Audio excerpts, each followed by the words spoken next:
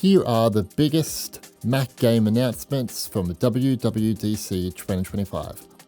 I was really hoping we would see a release date for Cyberpunk 2077 on Mac during this keynote, but nope. Anyway, we do have some updates on this port. It will be one of the first games powered by Metal 4 on Mac. According to Apple, with Metal 4, developers can now run interface networks directly in their shaders to compute lighting, materials, and geometry, enabling highly realistic visual effects for their games. The game will use the new Metal Effects frame interpolation and Metal Effects denoising. All this tech looks to be coming to macOS 26 later in the year, so I think it's pretty easy to predict that Cyberpunk will come to Mac around this time, so later in the year. When this does release, it will be available on the Mac App Store, GOG, Steam, and the Epic Games Store. Probably one of the biggest game announcements from WWDC in terms of completely new games, Crimson Desert is an upcoming open-world action-adventure set in the beautiful yet brutal continent of Pywell. It uses a proprietary game engine, so it's not like Unreal Engine 5. It looks to be capable of gorgeous and reactive sandboxes that seem to build on what modern Zelda games do so well. I think it's pretty easy to assume that this will be a Metal 4 title and will use all of that tech. The title of the game often leads people to think it's like a follow-up game to Black Desert, but no, this isn't a free-to-play game. This is a blockbuster AAA release. It looks like it will be releasing on Mac at the same time as PC and console later in 2025. inZOI is a life simulation game where you create and manage virtual characters called ZOIs, shaping their lives and environments with extensive customization tools. Set in realistic cities powered by Unreal Engine 5, the game offers dynamic storytelling, AI-driven behaviors, and a community platform for sharing creations. It's currently available on other platforms through early access, but the full release will be coming to Mac later in the year. Apple says for inZOI, Apple Silicon and Metal Effects make every character light source feel vivid and real, while the neural engine delivers exceptional performance for AI models. You can pre-order it right now on the App Store. HITMAN World of Assassination is coming to not only Mac, but also iPhone and iPad as universal purchase later in the year. In the past, Feral Interactive ported Hitman 1 to Mac, but they lost the license a few years back. It's going to be really cool to have all the modern Hitman games now on Mac, and also mobile. I am curious if the Apple port is being done in-house, or if they're using Porting House again. It's also unclear how World of Assassination will be priced on mobile, particularly since on other platforms it's divided into a somewhat confusing mix of parts, DLCs, and expansions. Still, even though these games are fairly old now, it's for me exciting that they are coming to Mac, and also it's really cool that they're coming to mobile.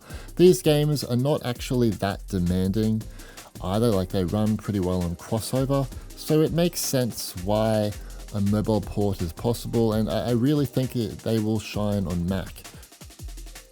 I wondered if a Mac port of Cronos, the New Dawn, would be coming to Mac, seeing as Blooper bring many of their games to Apple, and here we are.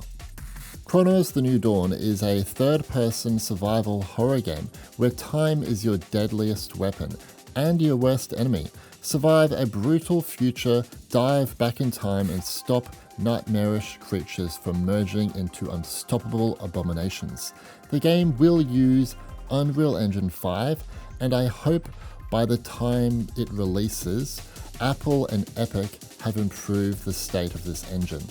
Yes, it is bad on all platforms, that I know, but it's actually quite a bit worse on Mac right now.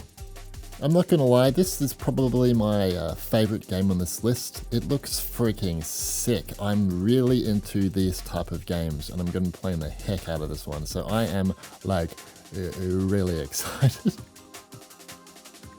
I'm guessing Sniper Elite 4 sold well on Apple, as Rebellion are bringing Sniper Elite 5 to Mac, iPhone and iPad.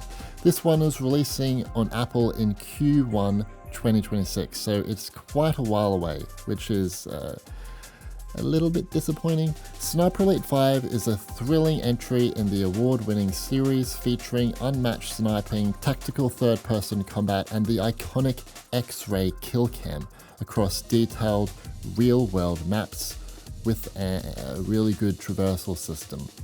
Yes, I know this game was released way back in 2022 for other platforms, so people are going to go like, why are you so excited for an old game? Who cares? I care. I'm still looking forward to trying it on my Apple devices. I think this is a really big deal that this is on Mac and mobile. I hope Rebellion use Metal Effects Temporal this time, or just the improvements with Metal Effects in Metal 4 or whatever. They used spatial upscaling in Sniper Elite 4, and I didn't like it. Especially on mobile, it didn't look that good. So yeah, please don't do that again. Dead Island 2 made another appearance at WWDC 2025. We've been waiting for like a year now with no updates. Like, this game was showcased last year at WWDC. What's going on? It was supposed to release on Mac by the end of 2024, but that obviously never happened. It's not here. I'm not playing it on my Mac right now. I'm playing it under Crossover. It was also slated to release on Steam, which is good, and have support for HDR and Metal Effects. I would really appreciate some transparency with the Mac port here. I really do want to play it. Like, I really want to play it. I think some transparency would be nice for Mac gamers for this one. Unfinished Business is a new standalone adventure of RoboCop Rogue City. It is releasing on the 18th of July 2025, but the Mac release is slated to come shortly after this.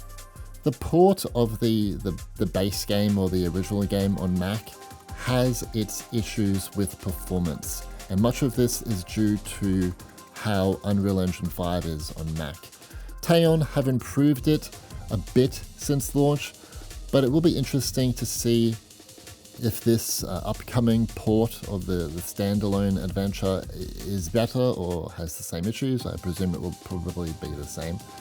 It will also be coming to the App Store, but the dev has confirmed that both the original and this new version will come to Steam at some point. Okay, here are some bonus games. Cat Quest 3 is the third entry in the award-winning Cat Quest series. What's super cool is that it will be a universal purchase between Mac, iPhone and iPad. Plus, it will offer a free demo. It's coming on the 8th of August 2025. Escape from Duckov is a single-player top-down looter-shooter game. Loot, escape, build, and eventually become a mighty bird soldier. Harold Halibut is a handmade narrative game about friendship and life on a city-sized spaceship submerged in an alien ocean. Blueprints is a genre-blending puzzle adventure where you, as the heir to the Mount Holly Manor, navigate a labyrinth of ever-shifting rooms in search of the elusive Room 46. E-Frontier is a space MMO. Explore a shattered galaxy, fight for any advantage, and go from a desperate fight for survival to rebuilding a lost civilization. Also wanted to briefly go over some of the Gatcha games that Apple promoted. Personally, I don't like Gatcha games. I think they are incredibly boring, but that's just me. But I know a lot of you out there love these games and want them to come to Mac, so there you go. But yeah, I don't want to go into too much detail because I think there are more important games to look at for Mac than these Gatcha games. So what do you think of these upcoming Mac games from WWDC 2025? Are you impressed or disappointed? We do have some high quality games, and I think it's definitely worth making that a very important fact. There are some actual really good games in this list, and we do have some cool updates to, Metal 4 and Metal Effects and so forth. But is any of this going to make a difference to the overall state of Mac gaming? Absolutely not.